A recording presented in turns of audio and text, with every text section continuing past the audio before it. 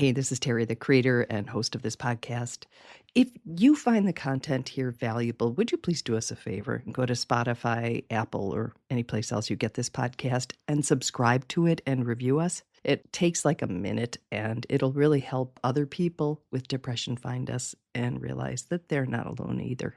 Hey, this is Terry, the creator and host of this podcast. If you find the content here valuable, would you please do us a favor and go to Spotify, Apple, or any place else you get this podcast and subscribe to it and review us? It takes like a minute and it'll really help other people with depression find us and realize that they're not alone either.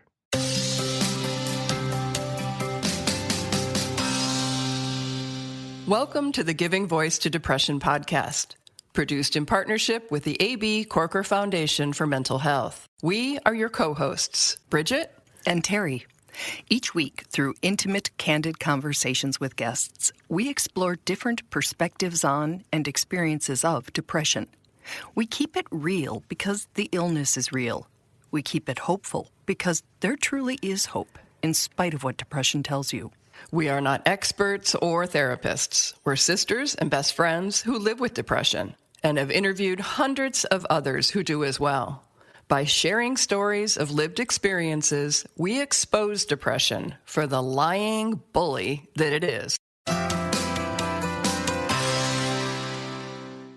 Hello, Terry Mary. Hi, Bridget.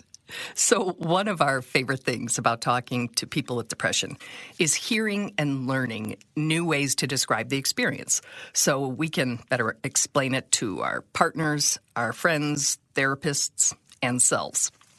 You probably remember when Dr. Duff described depression as a parasite in episode 106, which was called Stigma Impedes Recovery. John said, depression's always in the background doing push-ups to describe the fear of relapse. And today's guest introduces us to a new term she coined that we know many, if not all of you, will relate to. The impossible task is how Molly Bacchus describes the should-be simple responsibilities that just become too big to deal with. That could be showering, doing the dishes, the laundry, returning a phone call, or personally for me, the so-called fun things like going out with a friend. And you know, all the other things that you're thinking about right now. I know you get it. In a moment of simultaneous frustration and inspiration, Molly took to Twitter one day and started writing about the phenomenon. She said from the outside, the sudden impossibility of the task makes zero sense. Quoting, "The impossible task is rarely actually difficult. It's something you've done 1,000 times." Prompting outsiders to say things like, "Why don't you just do it and get it over with?" Or, "It would only take like 20 minutes. To which she replies in caps, "Oh, we know." Boy, do we. The posts went viral, meaning lots of people read and commented on and shared them. Molly had definitely struck a chord. And in that magical way, naming something and talking about it opens the door for others to do the same. She started much needed discussions and made lots of people feel a little bit better about themselves. Because it's not just you or me. Mm-hmm. So we called Molly to give her voice to depression and talk with us about the impossible task. Please listen to one of our favorite episodes from our archive this week as Bridget and I take some time to put together a video for a national mental health conference. What I call the impossible task is all these really simple day-to-day things that, for whatever reason, something you get kind of a mental block about it, and it just seems just insurmountable for some reason. And then you're also beating yourself up about, like, what a loser you are. You can't do this thing that should be so simple. And so it's sort of guilt and shame and anger, in addition to what you're already going through with depression, anxiety, etc. Molly sarcastically notes another cool thing about the impossible task is that it changes on you. Or as she puts it, one time it might involve calling someone, but maybe you work around it by emailing. But another time it's an email issue. And just when you think you've got it pinned down, you suddenly can't do the dishes. Or maybe your bed becomes the mountain you just can't climb. one time when I was in a very bad depressive phase, I couldn't make my bed for some reason for an entire month. I had clean sheets and they were folded and sitting on the edge of my bare mattress. And they were all ready to go. And all I had to do was stretch the sheets over my bare mattress. And for whatever reason, I just couldn't do it. And so I ended up sleeping on the couch with just an Afghan quilt for a month. And then, things got easier. The darkness lifted a little. And then there was a day that I was able to make my bed, and I started sleeping in my bed again. In the keeping it real category, my version of the clean sheets unmade bed in depression challenge is to sleep on my bare mattress. My clean sheets are likely on the floor with a pile of clothes. Like you, I know sleep is important and that a made bed is more comfortable, but I just can't care. It's almost impossible to explain to people outside of the experience. Mm-hmm. Because if you are in a sort of healthy state of mind, it's very difficult to look at something as simple as making your bed, something that will take you 5 minutes, and understand why can't you do that? And so that was all on my mind the day that I sat down and started tweeting about it. And the unmade bed stays the unmade bed, but the undone laundry or the undone dishes or the clothes on the floor compound. Exactly. So it even gets worse, and you're watching this shameful situation grow. Right. And then the voice in your head or your spouse or your family members or your friends or whatever are saying, why don't you just do it? If you just do it, it's 5 minutes but then as it grows, then it's not 5 minutes anymore. Then it's 20 minutes. Then it's a half an hour. Then it's an hour. And so it actually becomes more impossible sort of the longer you let it sit there. And then, because words matter, Molly stops. She doesn't like the phrase she used, let it sit there. That makes it sound like it's, your fault. And I truly don't think it is. I think it becomes this thing that you are sort of fighting. It's like this dragon that you have to slay.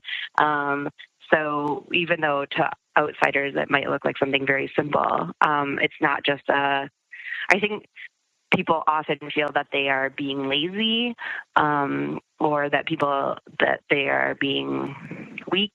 And I don't like that. And I'm certainly subject to that kind of thinking myself, but I really try to discourage it in others and often in myself too.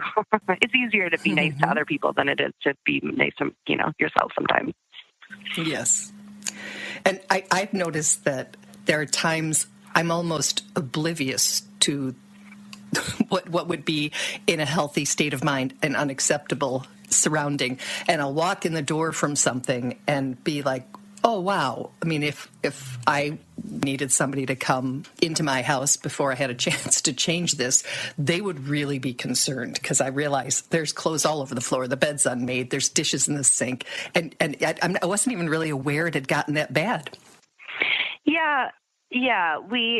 Part of it is, you have to necessarily become blind to it, or else it's just going to make you really make you feel worse every day. But also part of it is I really think it's sort of a emotional triage. And so if you are just struggling to, the day that you managed to leave the house means that you already put in a lot of work to get out of bed and possibly take a shower and get dressed. And so that all took a huge amount of mental effort. And so in order to accomplish all that, it's almost like your brain had to not look very closely at the dishes or whatever, just to protect yourself. Interesting. And you gave an example in one of your tweets about needing a ride to get a prescription. Mm-hmm. Yeah. That was, that's another example that I think really resonated with people. And what happened there was I was living in Chicago, and so I lived like it was honestly like 2 or 3 blocks away from the drugstore. And so it was a very easy walk. It was less than 10 minutes. And I had a prescription of antidepressants that I needed to fill. And for whatever reason, that had become my impossible task. Molly clarifies that in her and our defense, picking up your meds, like other tasks, is actually a series of steps. You've got to get dressed, maybe even shower before that, find your keys, your wallet, your phone, actually leave your house, get to the store, interact with people. And these days that involves masks or no masks, which is its own stressor, and then stand in line and talk to the pharmacist about your prescription. And then there's like the chance that they'll say, oh, I'm sorry, it's expired. And then maybe they'll have to call the doctor, and like that's so annoying. And then maybe they'll say, oh, we can't give it to you. Oh, the doctor says you have to come see them first. And then you're like, oh no. Like, so you start to imagine all of the ways that it could be difficult, right? Right. And so I just couldn't do it. I couldn't get there. Fortunately, and by design, Molly has understanding friends, including some who have their own mental health challenges. And one of them stepped up. It's like embarrassing to think about, but it was what I needed. Drove me those 2 blocks to the pharmacy and walked inside with me and stood with me at the counter while I, went and talked to the pharmacist and got my prescription. It was extremely painless. It did not involve any of the things that I had imagined might happen, but just having another human being there with me was the thing I needed, and it was such a great gift. A great gift. Boy, if we could ask for and accept help with that attitude instead of feeling like we're some loser burden, it would be so much easier, wouldn't it? So another tweet Molly posted that day was one we all need to hear from time to time. She wrote, "Despite what depression tells you, this will not last forever. There will be a day when you will be able to tackle a whole stack of old mail, or drive straight to the post office, or get out of bed without effort. There may even be a day you want to."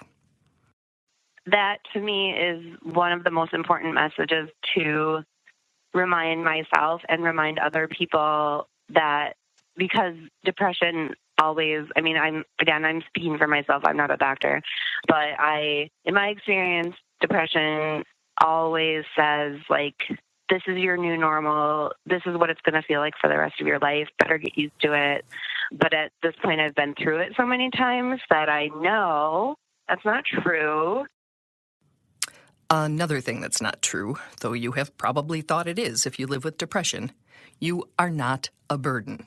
It's okay to not be okay and to need to ask for help. And we know that is much easier said than done.